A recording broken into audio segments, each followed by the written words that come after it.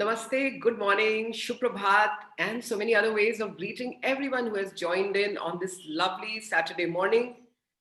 Thank you once again, I should say, even before I tell you where are we going to take you today, is for joining us. This is our 65th webinar, and it's all because of your enthusiasm and your support that we are just going on and on because we all understand that Incredible India is truly incredible.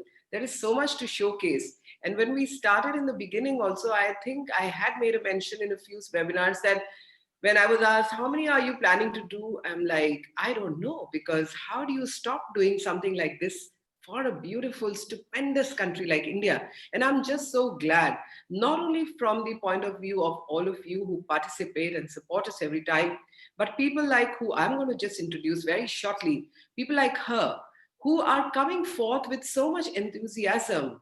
And viewers, let me share with you, these are all pro bono activities being done by fellow citizens, fellow Indians who just doing it for the sheer love of their country. And so today, at that note, I welcome Bindu Menon with us. Welcome, Bindu. And thanks for joining us on this initiative of Dekho Apna Desh. As I call it, it's Dekho or Dikhao Apna Desh. And so that's where people like Bindu, you become so important as part of our journey as we take India forward. Bindu is a expat relocation specialist. So nowhere near tourism, right? And that's what makes it so interesting. And that's what also brings us to the point of all of us taking initiative on behalf of showcasing our beautiful country to not only just fellow Indians, but people across the world. To the Dekho Apna Desh webinars that we've had, we get people logging in from all over the world. There are people from Philippines, there have been people from South America, there are people from England. I also know of some people who actually put alarms because they don't want to miss the live tuning, even though we actually go on a recorded version on the Ministry of Tourism's website. But so much affection we are getting through this. So it's just so wonderful. So Bindu's been, as I said, a relocation specialist for expatriates who come and work in India. She works with people from almost 30 different nationalities. So she's a treasure trove in knowing that what are these people's impressions when they are about to come to India, what changes in them when they live in India, and what is the kind of sentiment when they leave India at a point whenever their tenure here gets over. But Bindu facilitates their entry into India, their settling down, and obviously she's doing a fantastic job because her client list has been growing over the years.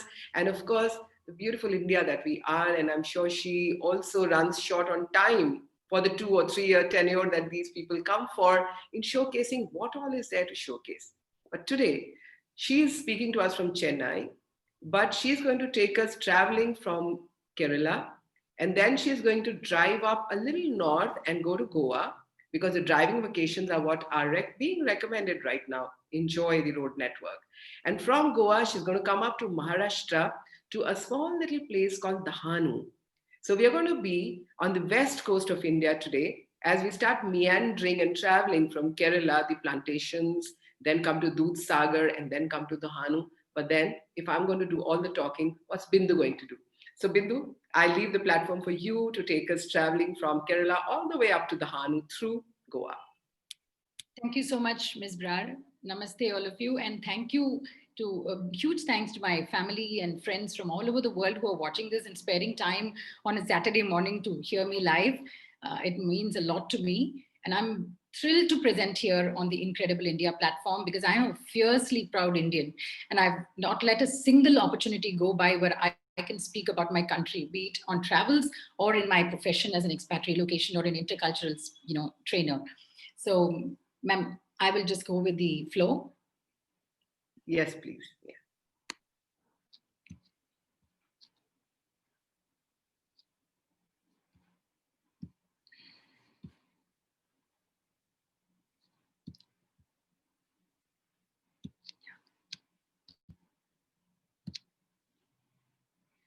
So this is what I would say. Life is more exciting when one treads away from the everyday path seeking bold new horizons.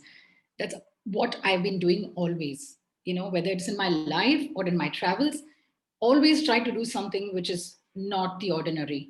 And when you travel, always it is much better when you seek new horizons, the untrodden path, as we call it, because there is something you discover which is not familiar to you. Before you begin anything in India, there is some invocation that you do, and this is my way of paying a tribute to my angel of a grandmother, the guiding light in my life. Her name is Narayani Kuti Amma, and she's from Kerala in a place called Mannur, which is my hometown. She's been the guiding light because she taught me to love nature. So every day after she finishes her morning worship and she finishes her work in the kitchen, she would come out to the garden and look around. I've actually seen her admire nature, look at the birds, call me and say, "Come and see the birds." There are about 50 to 100 varieties of birds that would come, especially during the monsoons. And she actually taught me to see nature from a different perspective. She told me to keep my hand like this. I think you should all try it later when you step out. Keep your hand like this, block yourself completely from what is behind you, and just focus on what you're looking at. It could be a tree, it could be a bird, it could be anything. But if you do this and just hold it for a few seconds, you will actually transport yourself to the place and be oblivious of what is happening in the background. So that's something she taught me. And she told me, don't spend too much time in the kitchen. That's okay. You just need to eat to live. You come out and admire the nature. It's all there for you to see. So I have only her to thank for the genes and for the knowledge that she shared, for the passion. And another person I would say is my grandfather, MP Kunjanuni Nair, who comes from a renowned Indian classical music background and who is very artistic. So he is the architect or the visionary behind this home that we have in Kerala, which is about 71 years old, if I'm right. This is our Tarvada today, which is the family ancestral home. It's called Field View. Please remember, my grandfather named it Field View, which is actually an anglicized name, but he was very forward in his thinking, avant-garde in whatever he did. And look at the view that you see. If you see the gate on the right side, you will see that we see nothing but fields endlessly. And the name still holds good because nothing has changed about my hometown. And someday soon, I hope to host all of you. I do plan to, work with my family and build a little cottage so we can have you all there. This is in a village called Mannur, and it's near Ottappalam. It's a small little town in the district of Palakkad in Kerala. Okay.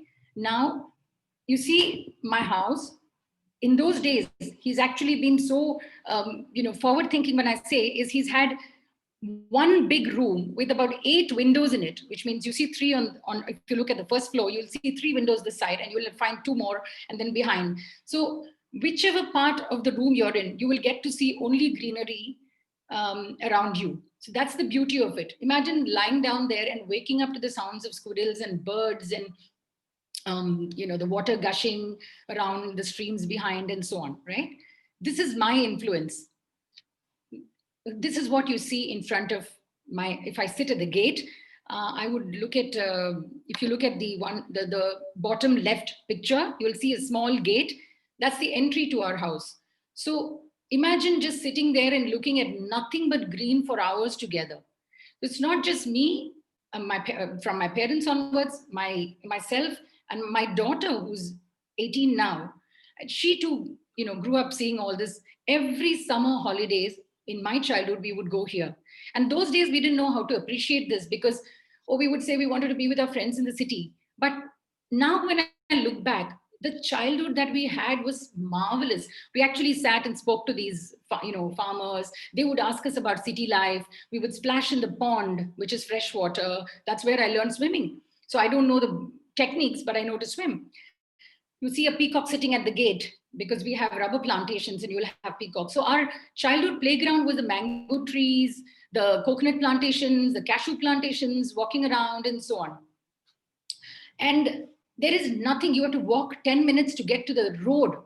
That's how charming this place is.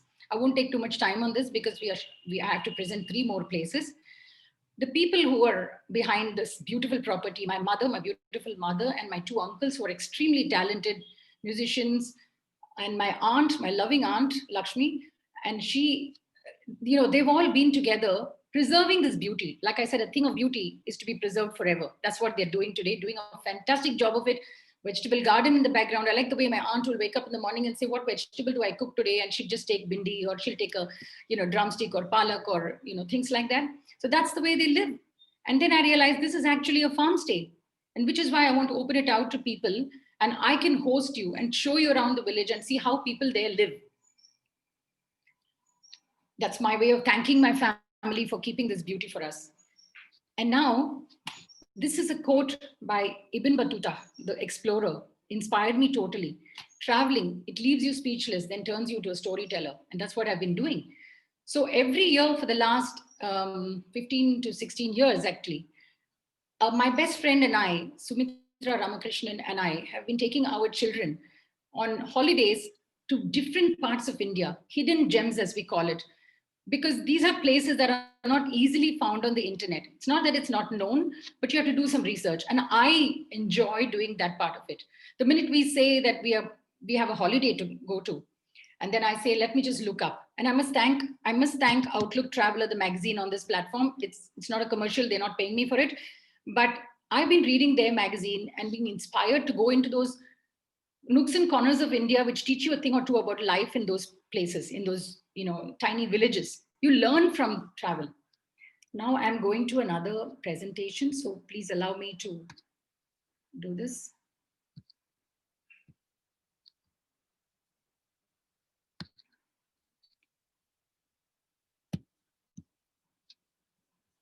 Just give me a minute, please.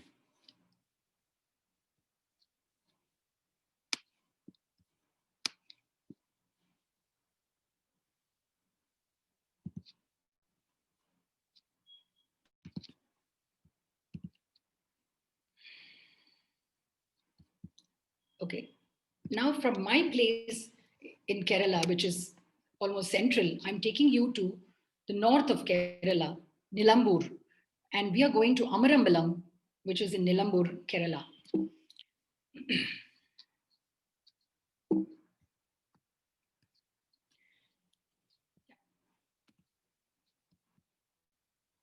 So I'm calling it Yahan Sab Kuch Theek Hai, because everything in this place in Nilambur is all about teak plantations. It's a small little town on the banks of the Chaliyar River, which is the fourth longest river in Kerala. It's in Malappuram district. It's known for the Connolly's plot, where the oldest teak plantation in the world can be found. Connolly was a British official, and he planted the first teak tree there. And since then, it has been known. They have a teak museum, which you should visit. The other beautiful part of this little town is the hanging bridge, which is over the Chaliyar River. I'm going to show you pictures after this, but I'm just going to talk about it first. And the first railway line in Kerala was started in Nilambur. And this is to transport the teak from Nilambur to other parts of the country, right? And beautiful train rides. This is called the Green Tunnel, okay? So there is a little town called Shoranur in Kerala, in this part of Kerala. From Shoranur to Nilambur, it takes you about 2 hours through this green tunnel, and all you will see is beautiful green teak plantations. Can you imagine? It's very romantic. I have not been on it, but I watched the videos and I said, we went by road. So which means I couldn't see the beauty from the train. I plan to do that again. And all the little stations on this route do not have roofs. They're quaint, they are small, and they're all covered with banyan trees. So you can imagine the beauty. There is no roof. And it's so charming that nothing has changed about it. Now, this is what you see in Nilambur, in the teak plantations. The oldest teak tree. You can go for a trek down this place. There's a beautiful path. What I want you to do is actually put aside all your phones and no distraction. Travel with me so that, like I told you what my grandmother did, block everything from your mind and just travel with me into this path. So as we go from here, you will soon, at the end of 1 hour, all I want you to do is, sit back and say, I just want to pack my bags and travel, by road especially. Like Ms. Brar was saying, road travels in India are so beautiful. This is the hanging bridge. Can you imagine walking on this with the Chaliyar River flowing, gushing down to the Connolly's plot? This is the Chaliyar River. And I've taken the pictures from various sites, especially from the tourism industry. So I thank all of you who put those pictures out there.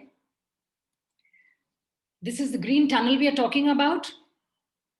Can you imagine, the train going through this? And as it is, train rides are very romantic in India. You sit by the window and you just look at this, and passing by stations. Look, just the beauty of the place. These are the stations I'm talking about. Nothing but just banyan trees. And it stops every station. I think the trains stop only for about 2 minutes or 3 minutes, and you have to get down. But the minute you put your foot on the station platform, you breathe fresh air. It is so beautiful. Now, the other thing that Nilambur is known for is the Amarambalam forest, which has been declared the reserved forest in the Western Ghats. It extends, as you see, from the Silent Valley in Kerala to the Nilgiris in Tamil Nadu. And the other thing that it's something you must experience is meeting the Cholanaikan tribes. And their life is something I'll talk about much later. Amarambalam Wildlife Sanctuary is the 18th wildlife sanctuary in Kerala. Kerala is known for their wildlife sanctuaries, and each one is so beautiful. If you Google, you will find all these. There is a thick forest cover that makes it a home for all the birds and butterflies, variety of species of birds and butterflies. The elephants, of course, and these are the variety. The great hornbill takes its name from the bird itself, because great hornbill is the official bird of Kerala. It's called Vedambal in Malayalam, the language that is spoken in Kerala. And this is the bird that inspired the owners of the property to start what they have done. Now, Great Hornbill as a resort itself is a biodiversity hotspot. You should see it to believe it. We discovered it by serendipity because we were driving from Trivandrum to Bangalore. Not Bangalore actually, to Bandipur forest in Karnataka. And when we were driving, we just said we have to stop for the night because it's not, we didn't want to drive throughout. And when we were driving, we said, where do we stay for the night? And we just looked up and we saw this place. And we said, we read the reviews and we said, let's just stop there. And it just so happened to be one of the most memorable experiences for us. It's a tiny little resort over 7 acres. I'm saying tiny because many resorts are probably much larger in the expanse of land that is there. It's placed prettily between two mountains and just about 400 to 700 meters away from the property, outside the property, is the Amarambalam forest. It's beautiful. It's wrapped on 3 sides by the forest, and on one side, the natural stream that flows, it forms the boundary.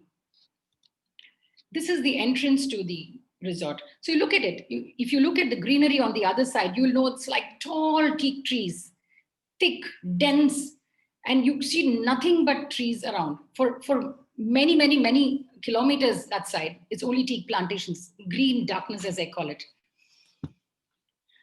They have built a beautiful resort in traditional Kerala architecture. That's the great hornbill out there. Now I'll talk to you a little bit about the bird itself. This is what I call a tale of inspiration. Apparently, they have a beautiful family story. Once a mate for life, which means they say if one mate dies, the other mate actually starves itself to death. It's so beautiful. The male is so protective and possessive about the female and the fledglings. And for the bird, family comes first. And this is something we need to learn from them, right? Meet the people behind this beautiful property. Prasannan is a retired banker and his son Arjun Prasannan. They run this property. And Mr. Prasannan had come there once, with his friends, and they just visited this place, Nilambur. Somebody took him to the stream. He had, beautiful time in the stream, bathing in that fresh water. And he said, I must buy a piece of land here. And that's how he started. And when they started this, they didn't realize that this was going to become a biodiversity hotspot or a resort like the way you see it today. Okay. They just realized that there is a beautiful migration of butterflies, towards Masinaguri. And this kept on going in droves. They just kept going by, and they realized they need to create the garden out there for the butterflies to feed on the way. So they planted trees. They planted all the floral, plants, which actually attracted the butterflies even more. I'll show you the garden in a while. That's their reception. Very tastefully done with Kerala artifacts. Every part of it is explained to us when we go there, because there are a lot of antiques kept out there. They even have a weighing machine, which is an antique piece. That's where you park your car. Okay. And this is the view you get of the mighty mountains. From wherever you are, you see these mighty mountains, even when you're swimming. The path, I have to rush through some of the slides because we have 3 places to go to, but please feel free to go back and watch this in peace later. Of course, all the fruits and vegetables that are grown there, cherry tomatoes, guava, oranges. And this little shack out there becomes a meeting point. You can sit there with your family. Bindu, may I just come in with a little small query here? Yes. How is it to trek in these paths? Because it's looking so beautiful. Yes. They organize treks because you need to know the terrain. So the family will organize these treks for you to the stream, to everywhere. It's a very well done. It's not on a commercial. It doesn't seem commercial at all. It's just for you to go there and discover these places that they're going to show you. Like my presentation will definitely have those visuals of how we even meet the tribals and where they live. So the family organizes everything. And Arjun, he's an engineering graduate who used to live in Dubai, and he's come back to join his father. Okay. And the beauty about all these places is it's a father-son duo that's running it. So it's passion that brought them back. It gives a lot of ideas to all the city dwellers on what all can they do. But on a more personal note, you're taking me down the memory lane somewhere. In 1990, when we went for our civil service training to Hyderabad, and Masina Gudi and all these were the areas that we were walking for our trekking and carrying a lot of weight on our backs because, we got over enthusiastic about what all should we carry. So, but these are fascinating routes I must share with the viewers to actually do trekking. We did a trekking tour of almost 14 days in the Nilgiris, and Masina Gudi just came back as a flood memory, therefore. And that's why the question on trekking. Please go ahead. Sure. So even as a driving route, it's beautiful because I think the more you drive within India, the more you discover places like how we did. Look at the way they've done the place, the campfire. It's all just used. They've used nature as much as possible, to the optimum.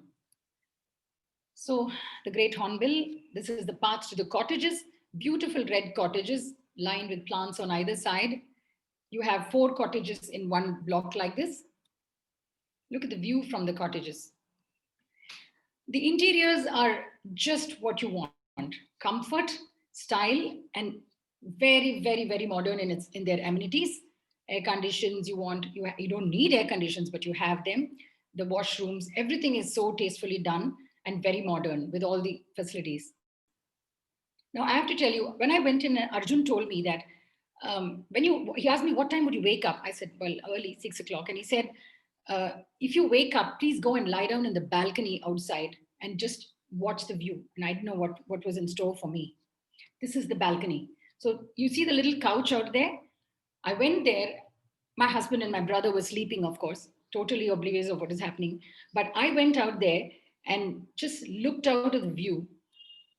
And you see the mighty mountains. I'm not sure if we can get a picture of that. You just lie down there, and I had the best sleep ever. I just slept like a baby because all you hear is the gushing stream in the background, and you see the mountains, and you hear the birds and the sunlight streaking in through the trees.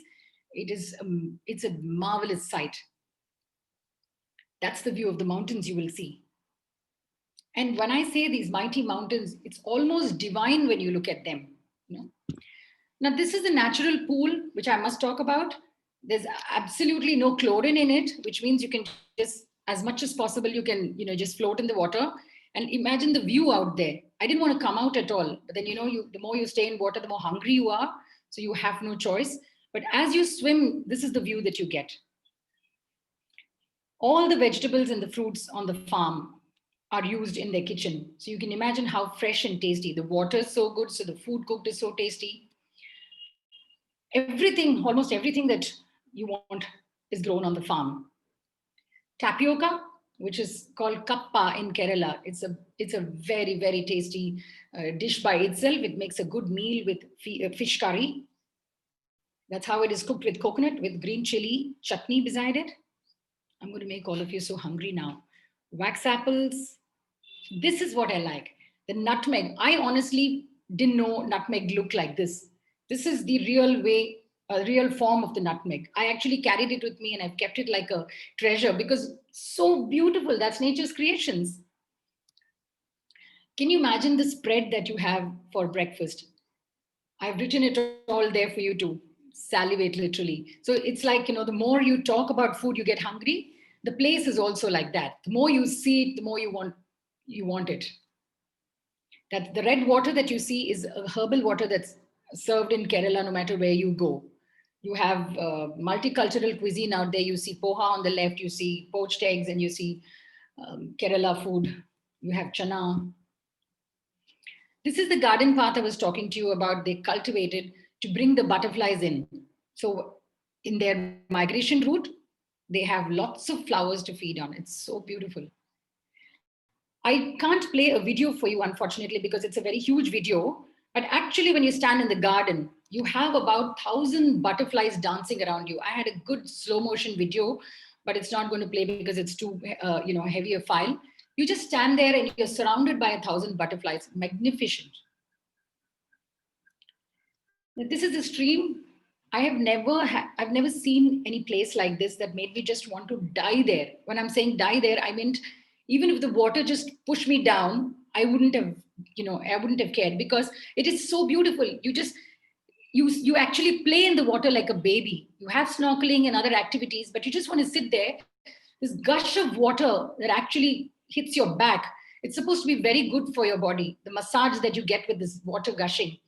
And the water is so crystal clear. It has medicinal properties too. You can see the fish that apart. It's so tasty. You actually can, it has such medicinal properties that you don't need any treatment anywhere. You just come and stay here in this place for about 2-3 days.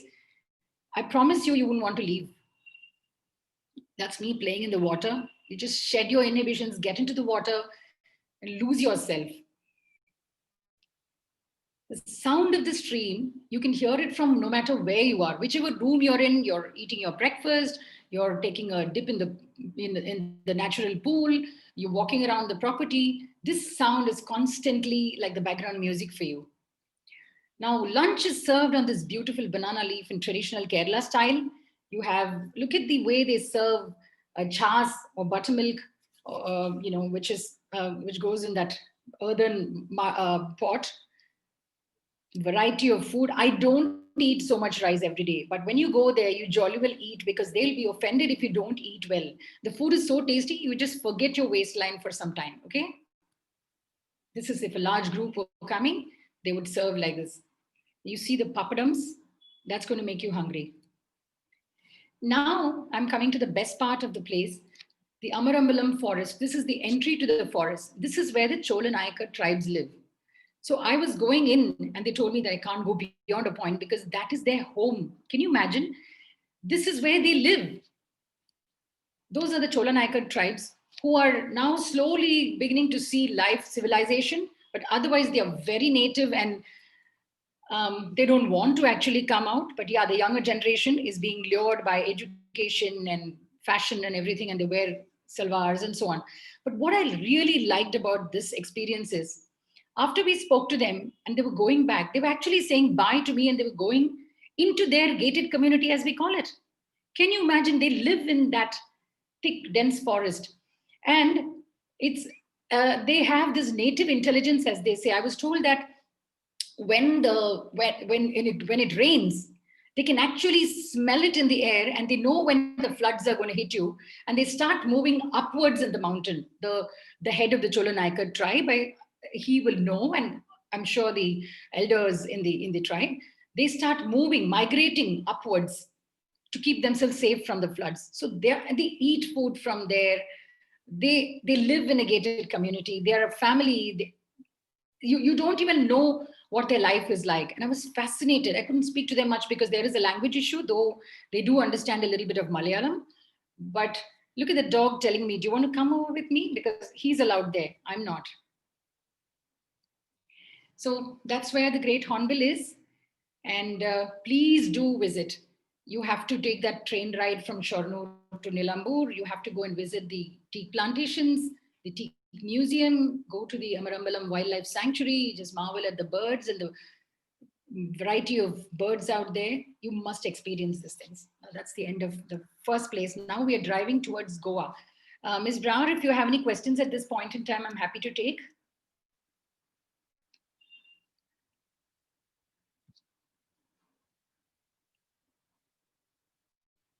No, I think we can move ahead. We can. Oh, yeah, and then probably at the end we'll have some questions for you. sure. I'm just keeping a track of the time. It's 11:31, but I have to move Don't worry. places. We can. So we're going to Goa now. So when you say Goa, all you can think of is beaches and parties and Goan cuisine. You can do all of that. You can do all of that in Goa. So when I told the kids, and the thing about our holidays is, I must say the Amarambalam forest that we went to, that was with my husband Sajid and my daughter Nidhi, who's now studying in Hong Kong and watching me live perhaps. Now, the good thing about us is we as a family, we are nature lovers. So my husband and my daughter are wildlife enthusiasts, where I am a nature lover. So when I plan, we only make sure that we go to places like this. And because Sajid is a captain in the Merchant Navy and he travels about 3 to 4 months a year, I get maybe summer holidays or winter holidays every year to travel with my girlfriends. So what we do is, like I said, my bestie Submitra Ramakrishnan and our children, we travel to places within India. And now why I'm saying this is, it's absolutely safe for women to travel in India if you make the right informed choices, which means everybody has this fear. Is it okay for women to travel? Absolutely, because we are like, all of us have girls and there's only one boy in the group and he's just 18. So it's not like the 18-year-old boy is going to protect us, but he is the only boy in the group, and which means it's absolutely safe. And we pick these places like Dudhsagar or like Amarambalam we went, or we go to Save Farms, because they're family owned properties. And when you go there, you're not a guest, you become a part of the family. So they take care of you like they would take care of their family visiting. So that makes it all the more safe, right? So coming back to Goa, you can go to Goa, just do all your partying and your beaches, adventure sports, everything you want. And of course, go to places like Talasha. There's this beautiful restaurant called Talasha where you sit and you just stare at the sunset. And while they serve you wine and they serve you all the lovely eats, that is magical. And so when you finish with that, I wanted to see what rural Goa is like. When I told the kids this time we're going to, when we're going to Goa in summer, they shrieked and they said, "No way, why Goa, auntie? It's so hot." I said, "Just trust me and you come along with me." When we went there, they were fascinated with this green cocoon that I took them to. It's not Goa at all. It's rural Goa. It's in Dudhsagar Plantation and Farm Stays in Karmani village in rural Goa. The thing is, you you don't need any of the modern amenities there, yet they're all available. Okay, so when we went to Dudhsagar, all we knew was it means Dudhsagar is sea of milk, and you only know about the waterfalls. Of course, we didn't visit the waterfalls this time, but the waterfalls is the famous part about this part of Goa.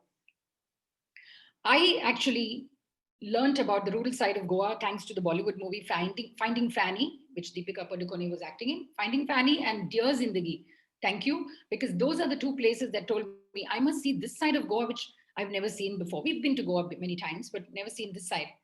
And true enough, we drove from the actual Panjim, Goa, and we drove down to this place. And as we came closer, I told you again, 5 women and just one boy. It's not easy. It can be intimidating. But we had a very good driver, and he took us safe, stopped at places where we could eat.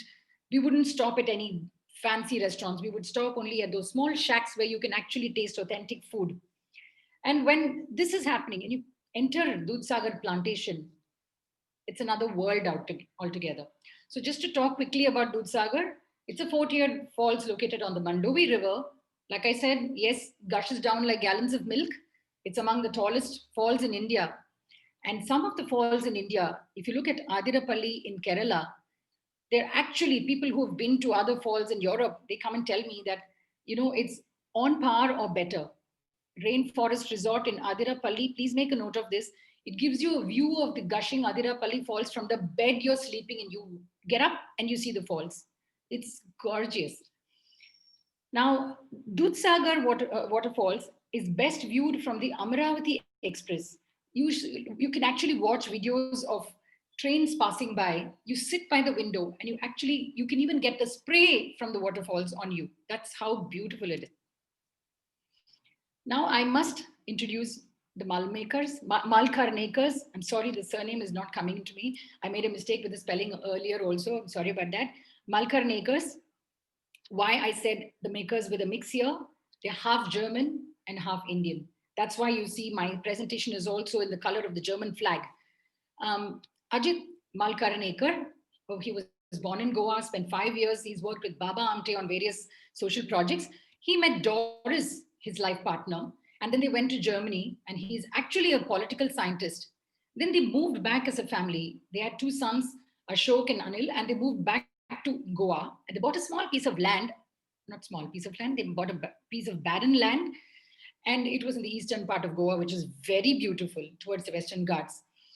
They cultivated the land with all the traditional organic natural farming methods. And today what you see is a 50-acre tropical paradise. And Ashok and his brother Anil and his sister Aarti, they grew up on this farm. So you can actually, if you go to the website, you will see them as little kids playing with the buffaloes and the cows and, tilling the soil with the farmers. They're doing all kinds of farm activities. And you can imagine what kind of childhood they have. I can relate to that because I have been there and done that. Ajit Malkarnekar, very simple man for what he is and the kind of achievements he has to his credit. Very, very simple person, humble, modest. You have to learn from these people. And I think people who are around nature always are very good human beings. That's what I have learned. They have no ego, no attitude. They're so positive about life because all they do is look around and they actually appreciate, admire, and thank nature for the way it is, right? Raw beauty of nature. He's received several recognitions for his work, especially the prestigious Goan Farmer of the Year award. He's engaged with many activities, even till date, very active. He now has this Urak to his credit. Urak is the first distilled cashew liquor. You must have heard of Feni in Goa. Everybody talks about Feni like a very cool drink to have, but you should know how it's made here on their farm. It's become famous now everywhere. That's Ashok Malkarnekar. And he has actually traveled all over and come back to Goa to join his father in managing this property. He's showing us the star fruit. He's the one who takes you around the plantation and explains so knowledgeably about every plant that you just want to stay there and learn science. I wanted to go back and do biology. I was so bad in science, but I'm saying when I went there, I was so fascinated with whatever he taught me. Born in Germany, yes, from then he went on for his higher studies to Germany. So he's a good mix. I spoke to his sister on the phone and I could sense the German accent in her. So that's the beauty of it. They have the best of, the German genes and the Indian passion for farming and all this. Very good combination, potent combination to be in this field because they know how to take care of the Westerners who come and stay there. Dudhsagar plantation, as I said, 50-acre property, just 5 cottages. Like Ashok tells me, we practiced physical distancing long back. They just have scattered 5 cottages in the 50-acre property. It's a tropical garden. You have plantations, you have medicinal plants, and each cottage, actually, I'll show you the pictures, is made out of the rusty red laterite, which you will see across all the houses along the coast, whether it's Mangalore, whether it's Kerala or Goa, you will see the houses have a very similar pattern around it. Okay. Now the plantations are arecanut, coconut, banana, and cashew, and the spices, everything you want. And the food, of course, you can imagine what it is like. Now, this is what a morning in this plantation is like. You will wake up early because you will be woken up by the sound of birds and squirrels they will keep chirping in your ears. And the cottages are so that, they're wrapped around with these trees. So you will find them in plenty, insects too. This is the main family cottage. This is where they live. This is the family cottage that they offer the guests. Huge, spacious, and so beautiful. The profile of the cottage. This is how the interiors are. Look at the tastefully done interiors. Wooden cots, simple. The mattresses are cotton mattresses, very simple. Lot of space around, light, ventilation. You won't miss any of your five-star luxuries. By all means, go stay in those five-star resorts, but do experience this as well, because this is something you have to know how they can live with. It's minimalistic living, as you call it. The washroom, open to sky washroom. The children were actually dancing inside the washroom and taking selfies here because it looks so gorgeous. It's covered with a net to collect all the leaves that fall, so it's as clean as this. Some of the other cottages, the smaller cottages for smaller families. And then you have hammocks around where you just imagine just lying down after a good lunch. You catch the sunlight in the morning like this.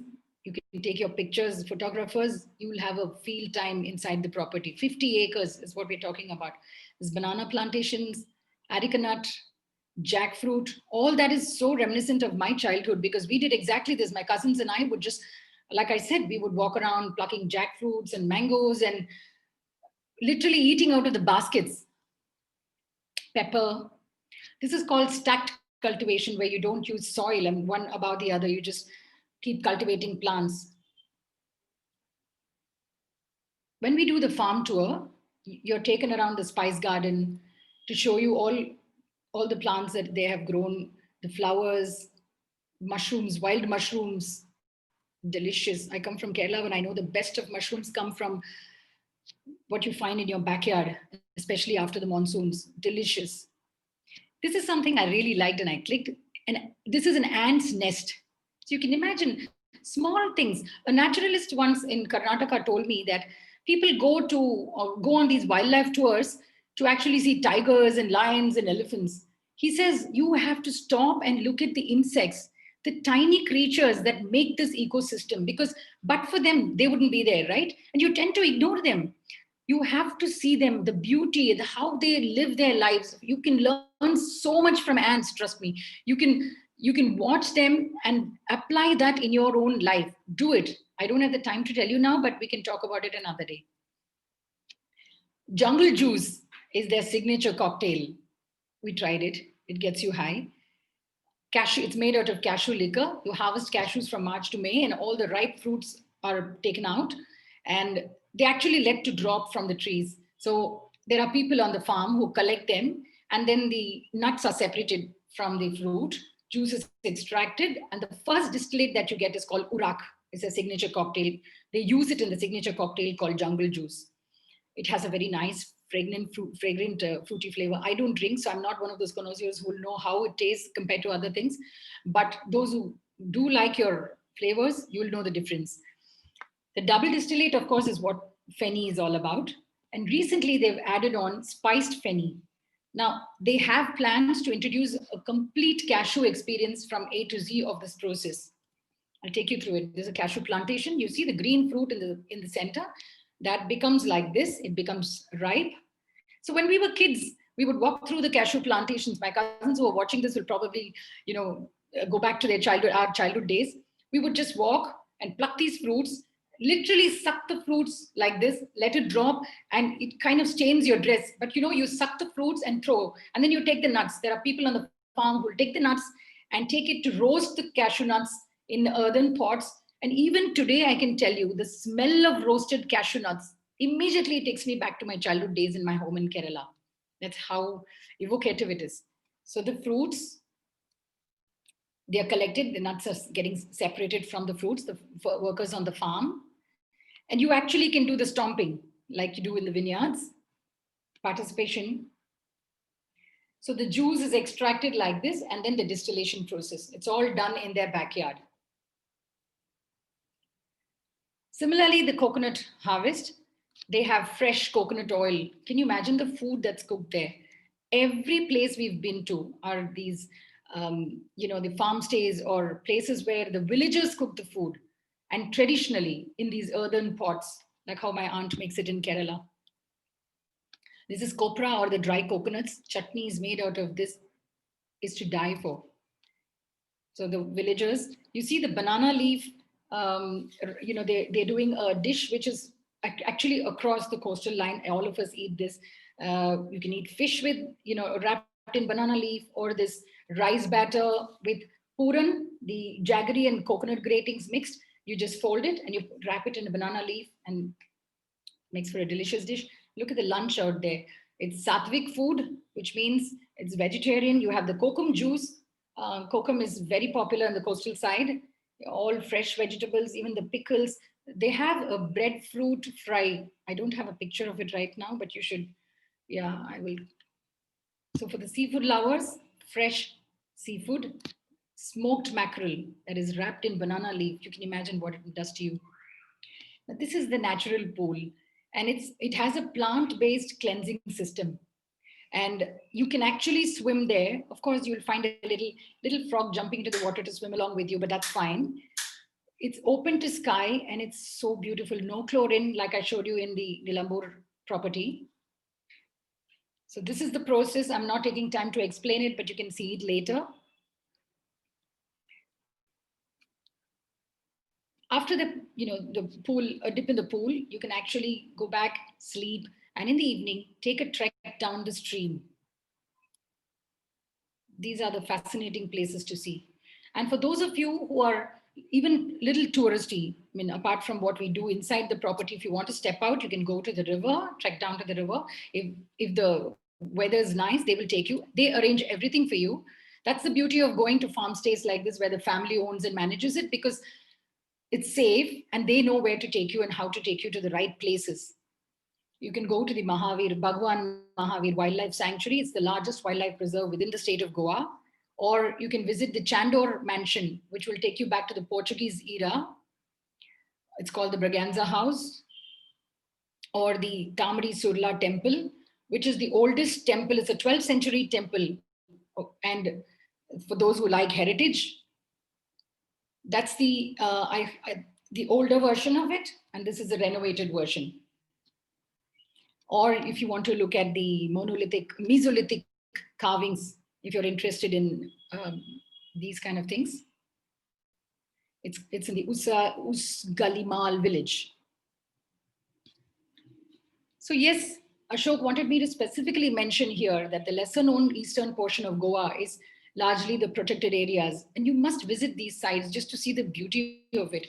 Part of the highly biodiverse Western Ghats, which is today one of the world's 8 hottest biodiversity hotspots. Please visit these places in India. They're fascinating. So that's where they are. Dudhsagar plantations by the Malkaran Acres, Karmane village. Now we move to Maharashtra. I hope we have the time. Thank you. Yes, please go ahead. Yes.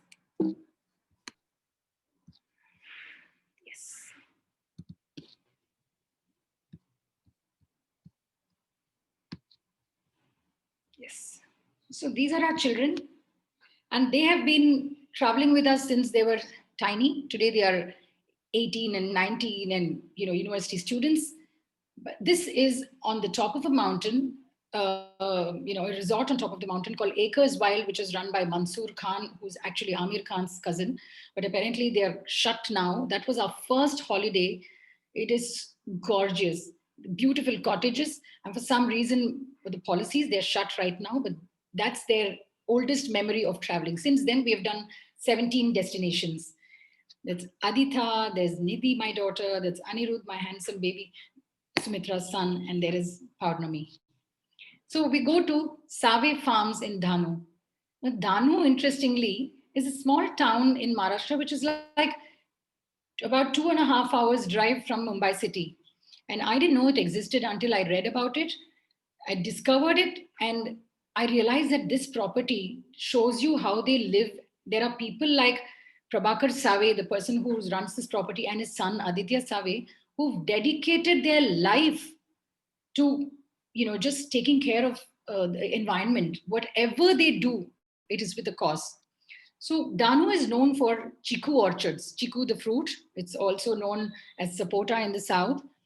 The Iranian settlers, apparently, historically, they planted the first chiku, tree, and since then they have owned lands out there. My friend Farah Bakshay, she owns Bakshay farms out there. So they've lived there for generations, and they have been, taking care of their farms. Today, there are people like Prabhakar Save, who's opened it out to people to come and stay and experience life in the farm. So that's me. It's an honor to be with Prabhakar Save. Now, it's called, though the place is called Save Farms, their activity, agro-ecotourism activity is called Tarpa. Now, Tarpa is the name of the musical instrument that the Warli tribes who live in Danu, they use. If you go to any Warli art picture, you will see these tribals blowing a trumpet sort of thing. I'll show you the picture. So that is Tarpa. It's in the rich Konkan belt. And you have, if you want the beaches, you have the Body Beach as well.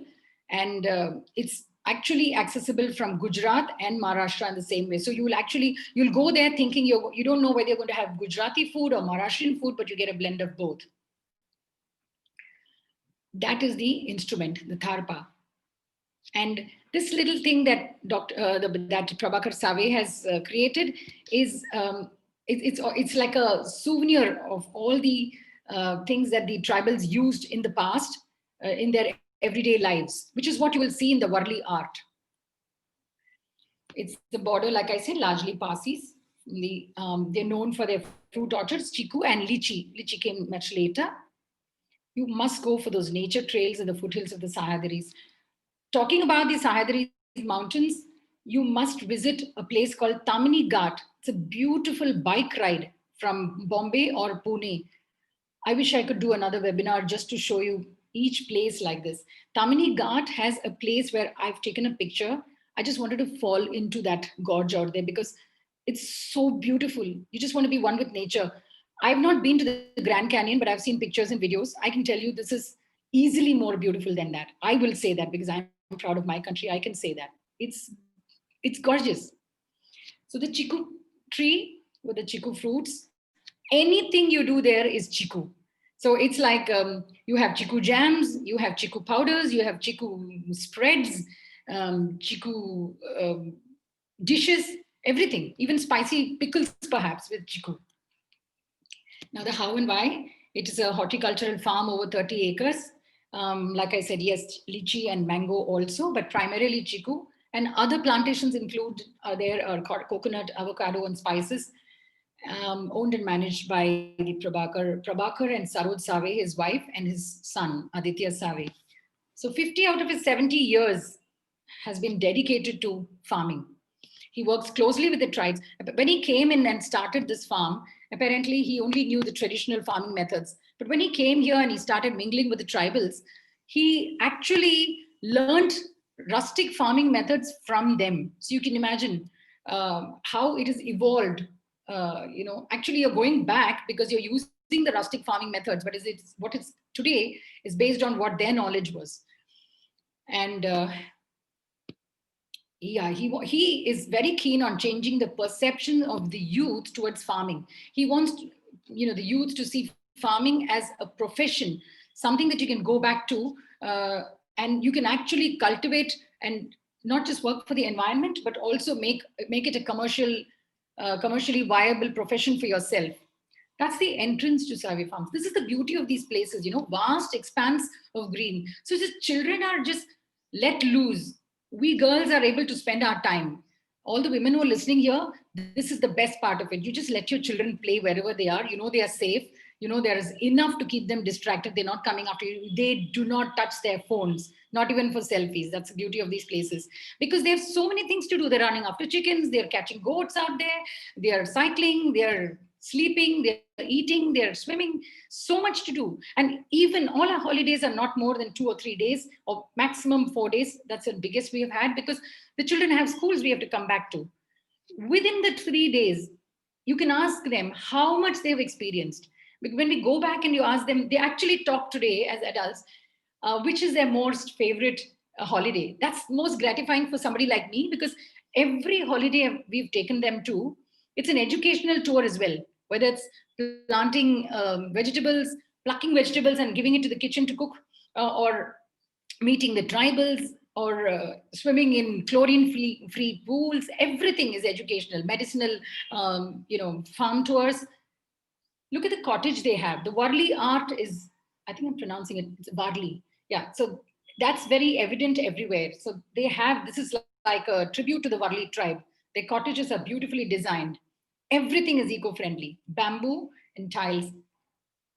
If you live in these cottages, you wouldn't want to come back and live in concrete houses at all. Tastefully designed, simple, rustic interiors. So beautiful. So, you can actually have the privacy. The kids are running up and down and they have their own time upstairs. And we are happy here being here. Of course, you have TV and you have the air conditions and the fans, because people do need it. These places I'm showcasing today are not for the fussy travelers who say, oh, it's so hot, or I want hot water, or I want this. It's not for them. It's for people who want to go there and experience rustic life.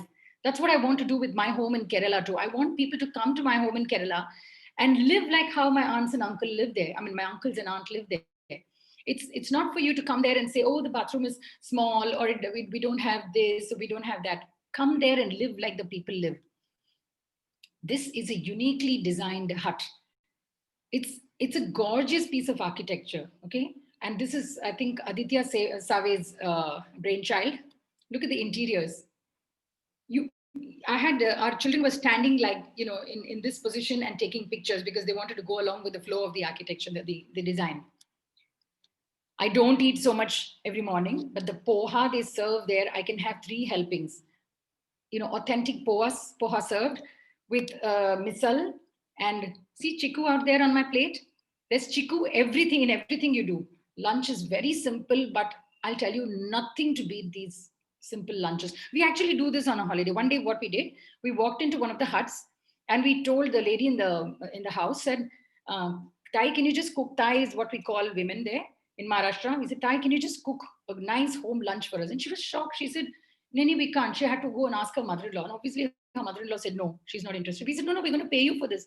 She said, no, I'm not in. We don't want to do it. I said, okay. Went to the store, a little small store, a provision store that you'll find in villages.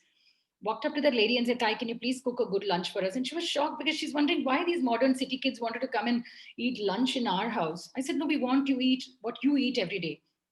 And we said, we're going to pay you for this. You won't believe, we went, this is again another place in Maharashtra, we went to the strawberry farms and plucked strawberries and sweated out in the sun, came back and showered. And at 2:00, you won't believe the lunch that was waiting for us. It's delicious dal, bindi fry, salads, papad, raitas. You won't find this in any fancy restaurant, and cooked by Thai and her family, whoever was there with her. But that's the beauty of living life like that. They give you a strawberry drink. They give you a chiku drink. Everything is what you get there. So they take you on a tractor ride. I think I'm running short of time. I can see my husband coming and telling me it's time up, but I'm going to just finish with this. Save Farms takes you on a tractor ride into the farm where you actually see the plantations, the vegetable gardens. They practice vermiculture. Everything they do is to keep the earth happy. That's the best part about these places. Now, this plant that you see on the left, it's a natural food color, or you can actually use it as a lipstick. So Savi sir will actually show you, you crush it with your fingers like this and your fingers turn red. And the kids were so excited. They started applying it all over the lips. Of course, it's orangish and it's stark, but the excitement of seeing that you can actually use it like a lipstick, it's so beautiful. It's all in nature. And this is the natural food color. Then he shows you plants like, I don't have a picture of it, stevia. So he gives you a piece of a leaf, you put it in your mouth and you forget about it. And you go around the garden and when you return, he'll give you a spoon of sugar. You won't know the taste. Your tongue is numb. You don't know that you're eating sugar. And those kind of experience, where will you get? And how will the children learn? They only read about stevia, as they grow up, they probably learn about stevia. But when you actually experience this, they will never forget it for life. Or, actually take a cinnamon bark or the bay leaf. When they see the smell the bay leaf has is not what you get in the stores, the dry part of it. the fresh green bay leaf. I mean, you have to go through this experience.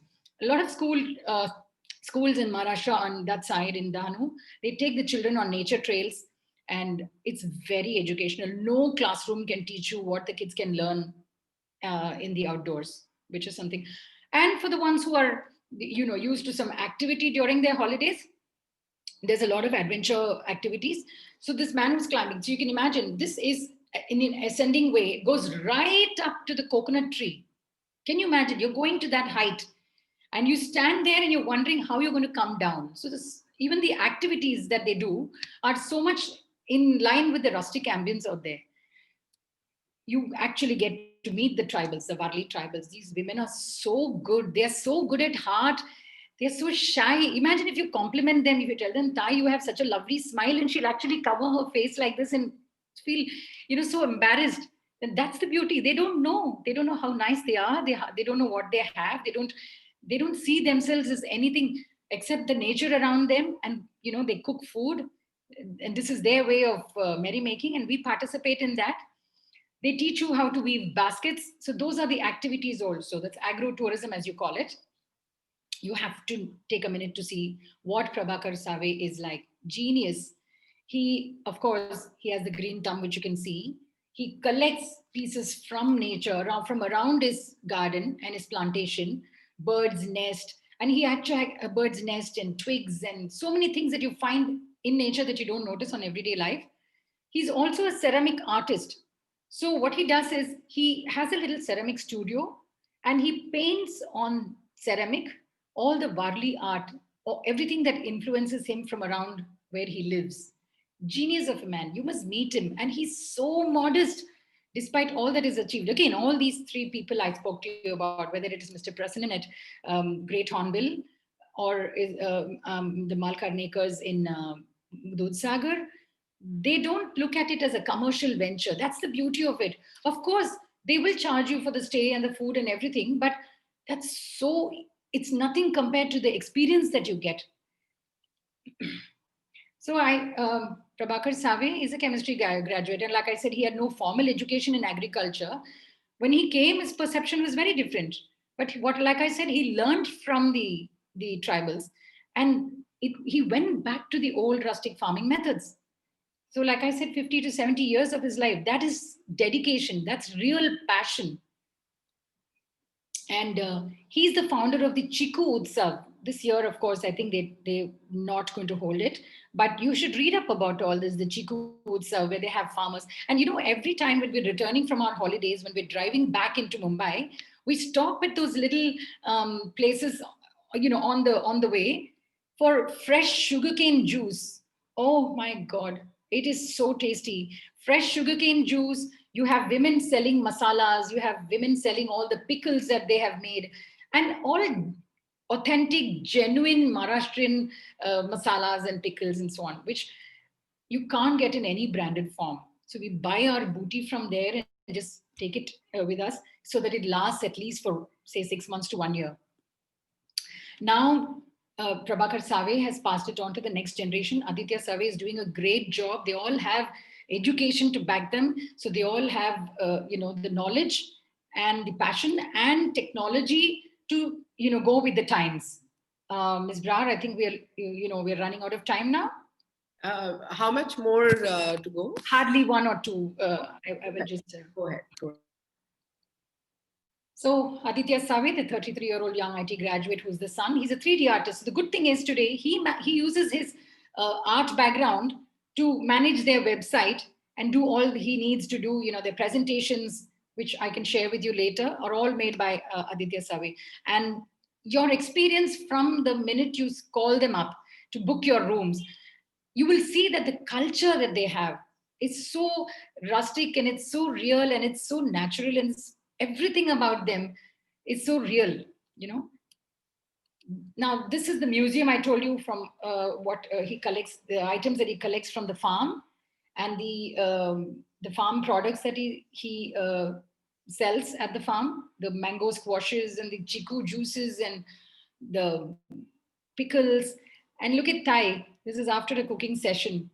She doesn't even know why I'm taking a picture with her. She was so shy. I said, no, I want people to know that you're the one who's cooking those delicious, meals that we ate every day. And we eat and eat and eat. It's 3 meals and then you go relax and you sleep in that peaceful, serene environment. Activities for the children include teaching you to do Warli art because there could be many artists among us, right? You can go there and learn to pick up something from there, whether it's ceramic art or it's on paper like this. So, yeah, do's and don'ts I have to leave you with.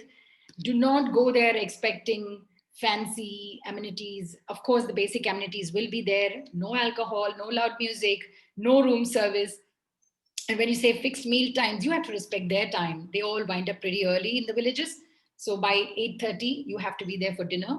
After that, you can do what you want, but you can stay up however late. The lights will go off, and then it's just quiet. Lie down there and watch the stars in the sky. It's magical. So that's the address.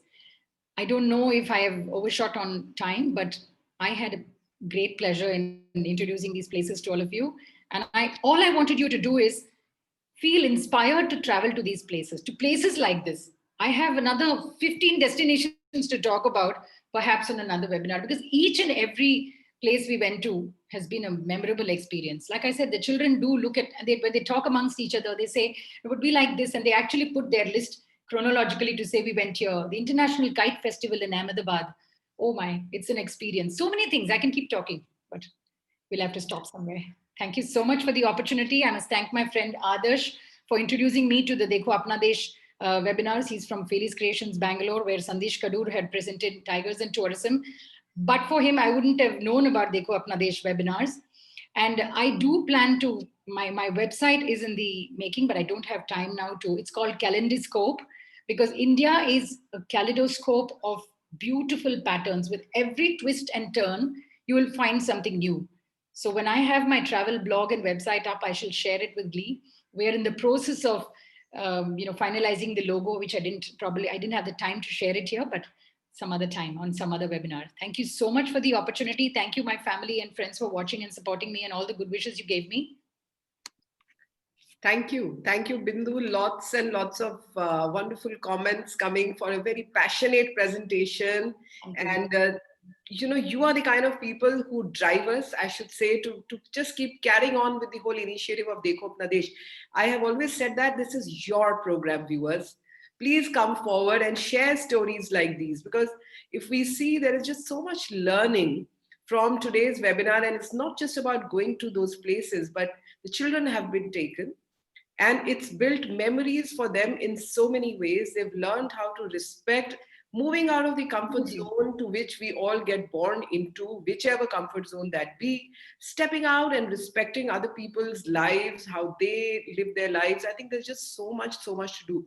In fact, on that note, I am very happily reminded of the recent US election, where the vice president-elect has an Indian lineage. Right. And isn't it so wonderful to read that while she is so multicultural and she's been brought up in America to parents from different nationalities, but she mentioned about idli and sambar being her breakfast item. Yes, and to coming to India to her grandfather to get all her political genes, activated, and how she and her sister are dressed in a sari in one of the pictures. So I think that's about being a global citizen today, right? It's about adopting and learning a lot of new things to places where we travel to, but still somewhere retaining what is coming to us from our parents, from our grandparents, from our culture and heritage. And I think people like you, Bindu, I must appreciate the fact that you've been taking your children to understand the India that we have in such a diverse manner. I think truly a great service. And look forward that a lot of other parents who are there in this program would have also, not only for them, their children, but for themselves. Because, I was reading a quote somewhere. It said, I haven't been everywhere, but it's on my list. Yes. And I think for India, that story just doesn't end. There was a question. If I may come in 1 minute, Ms. Brai. Yeah, I also want to ask you on the, people have asked about the rough estimated rates of these places. I would say, I can easily say it is under 10,000 per night. It's when I say under 10,000, it could be 5,000, it could be 7,000, and it can go up to 10,000 depending on the size of the cottage and the package that you take, but it's all flexible. And they would work with you on that, depending on what all you want to do. Right. And like I said, I don't think you should look at the price for those who are, planning their holidays. It's the experience that is no match for what you pay. I just wanted to mention one thing, Ms. Brar. So I have so many expat clients who are watching this, I know, at live, because they're all very excited and they love India the way it is. And, they know how much I have spoken passionately to them about India and our culture. And they have told us that, the more you go inside, the more you discover the real India. What they see outside is just the cities. Today, every city looks the same. You can be in Singapore, you can be in Gurgaon, and it's all the same, right? Glitzy and tall towers and so on. But when you actually go into India, that's when, and Indians are actually going to Tuscany for cooking holidays, and they're going to vineyard holidays in France and so on. We can do that here. Go to Sula Vineyards in Nashik. Beautiful experience, managed so beautifully. So we've been all over. So I can tell you, Sitla Estate in Uttarakhand, another gorgeous farm stay. So we have it all here. It's just that, like I said, we don't know how to market. We didn't have to market ourselves in the past. But today, having said this, we can do it together as a community and showcase the best of India to the world. Because in traveling within India is like being traveling into Europe. Like I tell people, do not look at India as a country. India is like a continent. And when expats tell me, I want to travel to India, I'll say, so which part of India? What do you want? Beaches, mountains, backwaters? You have everything. You have forests. Absolutely, absolutely, absolutely. And this is the kind of passion, viewers, that we need from all of you, because this just adds so much brilliance to the experience of what we call as our homeland, our motherland, India. And so thank you, Bindu. On that note, I'm afraid we are totally out of time, but it's been a wonderful webinar. Thank you Viewers, so much. before we forget, to where are we going to take you next time? Because every time when we are finishing the excitement of one of the webinars, we are moving to the next one. And so next Saturday, 11 a.m., we're going to take you on an adventure trail. We're going to show you all the adventure opportunities that are in India, and it will be brought to you by a specialist and who's been doing work in that area for years. And so do not miss that webinar. It will be an amazing one. I can promise you that, as amazing as it was today, from somebody who's actually been traveling and building memories and sharing those memories with people from more than 30 odd countries, sharing them with children. It's been a wonderful session. And I do want to, as always, not forget to say a few things, that when we talked about Chiku Festival or when we talked about local foods, it's about supporting the local communities. And we must step out and do that, because not only does it give us a different experience, but it also adds a lot of value to lives of those people. It discourages people from thronging into the cities, and it keeps those little unique experiences alive, because you don't want to clone the whole world. I'm so glad, Bindu, you raised that issue of every city being looking identical. We are so diverse, so unique in our cultures. Dialects change, food changes, clothes change, everything changes as we just drive a few hundred kilometers from one place to the other. Let's retain that. That's our beauty. And the other thing that you touched upon, which also I must mention, is the women's safety issue. I think too much gets said on that. Yes, we do need to be careful. We do need to sometimes watch timings or neighborhoods where we are traveling to. But Bindu herself, an experience traveling with very young children. I have done that. I think we've all done that. It's a fantastic country to travel into. Well, naturally, as I said, you wouldn't want to call danger. Hey, you know what? I'm waiting for you to hit me. Right. No, you wouldn't do that. But with adequate precautions built in place, with research done, it's safe to travel. So please use all the new road connections, all the new flight connections in our amazing country. Just get traveling. So thank you, Bindu. Thank you, Team NEGD, for supporting us. Thank you. And all my team, my people from the ministry, who always find wealth from different parts of the country in the form of humans who bring these beautiful stories to us.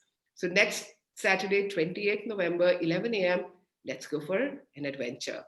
For now, huge thanks to you, Ms. Brar, and your team, Bharati, Meenakshi, Feroz, all of you. Thank you so much, and to everybody who watched this. Thank you, viewers. Have a wonderful weekend.